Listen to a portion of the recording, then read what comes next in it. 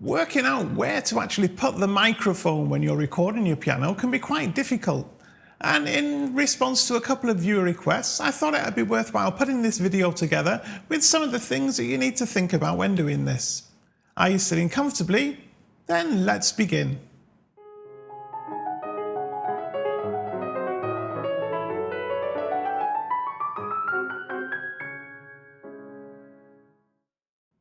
Hi, this is Tommy with Tommy's Piano Corner, the place for returning pianists or indeed anybody who loves piano to share tips and ideas of how to get the best from this great hobby. If it's your first trip here, then please do think about subscribing. Simply hit the little bell icon in the bottom right hand corner of your screen now and it's all done for you. As with many topics, when we're trying to work out where to place the microphone when we're recording our piano, depends on many factors. So today let's go through some of those factors and how we take them into account to get the very best results with what we have.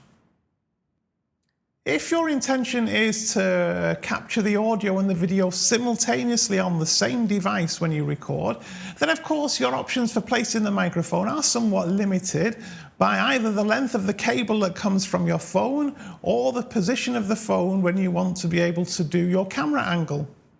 However, there's always the option of capturing the audio separately using an old or a spare phone and capturing the video separately, and this then opens up a big range of possibilities to you. And depending on your circumstances, this might well be worth doing. Perhaps the first thing to consider, of course, is the type of piano we have. You know, it might be a digital, it could be an acoustic upright, or even a grand piano. And all of these will need a different approach. In the case of a digital piano, one of the biggest issues can actually be the noise of the keyboard.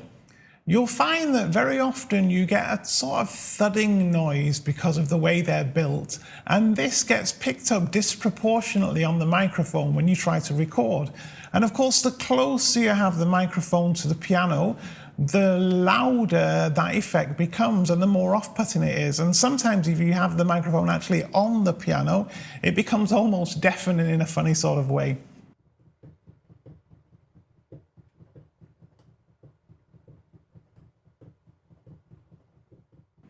Now, an interesting option, of course, that you have with a digital piano, depending on the make and model, is that you can often record an audio file directly in the piano and then download it to your computer. I know, for example, on my Yamaha Clavinova, this is possible. And that way you get a perfect recording of the sound of the piano with absolutely no need to worry about any thudding or any noise that may be in your room. When we think about an acoustic upright piano, of course, the soundboard more often than not is against the wall. I mean, that's why they were built in the way that they were built.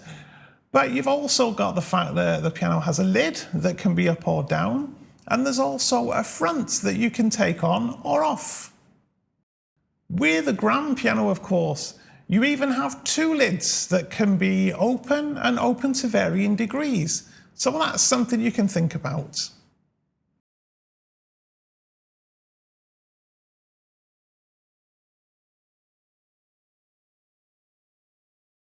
So then, with both an upright and a grand piano, you effectively have an option to have the microphone entirely inside the instrument with the lid fully closed, which could be useful on certain occasions. However, don't forget though that, as with any mechanical instrument, the action's going to make a certain amount of noise, and depending on this, that might not always be the best solution. As a result, even if you think about putting the microphone inside the piano with the lid down, do think carefully about whereabouts you place it and try and keep it as far as possible away from the action itself. However, before we make a decision about lid up, lid down, or microphone inside or outside the piano, let's think about our recording space. Of course, the room in which you're going to record needs to be taken into consideration when you think about where to put the microphone. So let's cover off a few of the basic things. When you look at a professional recording studio, of course, this has been fully soundproofed, it's been acoustically treated, it's the ideal environment for being able to record sound. However, most of us aren't that blessed with where we have. We're stuck with our normal lounge or maybe a hall where we're recording. One of the first things, of course, that we need to consider is the level of background noise in the room. So this could be anything from a refrigerator, for example, the air conditioning units, the pump on the central heating system. All of these make noise, and you've also got the noise that comes from the outside. So you might have neighbors doing their hoovering or mowing the lawn. You've got cars or even sometimes planes passing. You've got children playing. All of these things add to a level of background noise that sometimes is unavoidable. It's actually quite easy to assess the level of background noise in your room by simply plugging the microphone into your phone and looking at the monitors on whichever app you're using that show you the noise that's being picked up or the sound that's being picked up by the microphone. If your monitor's little green lines are constantly flickering, then that means the microphone is picking up some degree of background noise, and this will be evident in the recording when you make it. Sometimes it might simply be a case of turning things off, so turning off a fan or turning off the heating or the air conditioning whilst you record. But for other things such as neighbour noise, then there's really nothing you can do about it. Finally, of course, let's not forget that we're human beings, and as a result, we all make a certain amount of noise when we play. For example, I've got one recording of a fabulous concert pianist, which unfortunately for me is completely spoiled by the fact that you can very audibly hear his breathing whilst he plays, which I find a little off-putting. So then, how do we take these things into account when we make our decision? To be honest, the first thing I do is think about the room, especially about the aspect of background noise.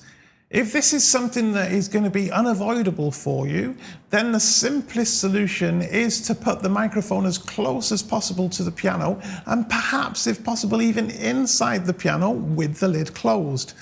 That way, you're best able to protect the microphone from all of this outside noise pollution.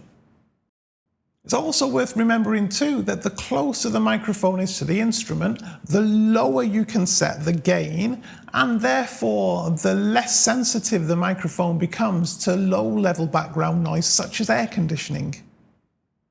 The next thing, of course, to think about is, does the piano actually sound good in the room? You know, if you have a larger instrument in a smaller room, then it soon overpowers the space, and all of the sound bouncing off the walls when you record will actually spoil the overall recording.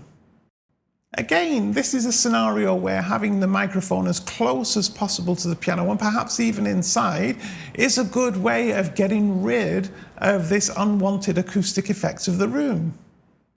For example, for me, if I have the lid fully open when I play, my piano, I think, is too powerful for this room, and therefore I would never record the audio with the lid fully raised.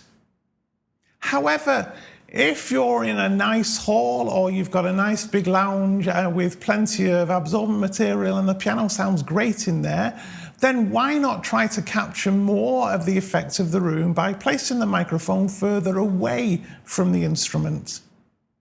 Now, let's not forget that to have the perfect microphone placement, we're going to probably need to have some suitable accessories. And these could be simply a tripod, maybe a mini tripod, or a microphone stand, perhaps even a light stand, depending what you need to be able to do. Now, let's say, for example, that you want to be able to put the microphone inside the piano here. Now, a good option then is a microphone stand, as of course these are built with, I think they call it a boom arm on them, that enables you to move the microphone around horizontally above the strings. Now, if you are using a microphone stand, you're going to also need a 1/4-20 adapter that will allow you to connect the phone holder to the microphone stand, because they don't use the same screw fitting as a standard tripod does. If your solution is to have the microphone elsewhere in the room, then you'll probably find that a standard tripod is more than good enough to do the job for you. The solution that I most generally use is to position the microphone just over the lip of the curved part of the tail of the piano. I also have the lid half down, and this means I can almost completely eradicate any kind of background noise from the room, and also if there's the odd passing neighbour, you really can't hear it so much. This position also has the advantage that it's just far enough away from the action so that it really doesn't pick up very much of the action noise at all. One tiny piece of advice I'd give at this point as well is that if you're using a stereo microphone or you're using two microphones together, then don't forget to make the left-hand microphone favour the bass strings of the piano and the right-hand microphone favour the treble. And then when it's stereo, it sounds more realistic in your ears. Of course, the only safe way to know where the best place to put the microphone is to just try a few test recordings.